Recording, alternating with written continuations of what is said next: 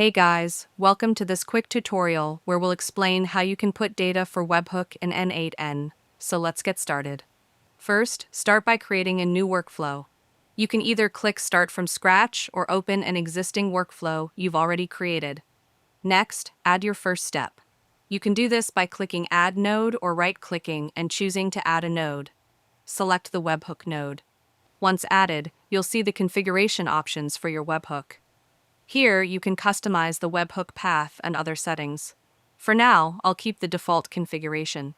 To test the webhook, copy the webhook URL, then click Listen for test events. Open a new browser window and paste the webhook URL. To send data, add a variable to the URL by typing a question mark, followed by the variable name, an equals sign, and the value you want to send, for example. Title is equal to spreadsheet, press enter, and you'll see a confirmation message that the workflow has started.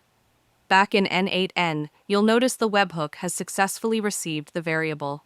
Now, let's put this webhook to use. For example, we can create a Google spreadsheet using the value we just received. Add a Google Sheets node to your workflow, connect your credentials, and set the operation to create spreadsheet. For the spreadsheet title, use the variable passed from the webhook. To test this, click Execute Workflow again. Open your browser, paste the webhook URL, and send a variable with a value. It doesn't have to be title, you can use any variable name you want. Once sent, you'll see the workflow trigger again, and a new spreadsheet will be created in your Google account. Finally, refresh your Google Drive, and you'll see the new spreadsheet has been generated. If you found this video helpful, consider giving it a like and subscribe.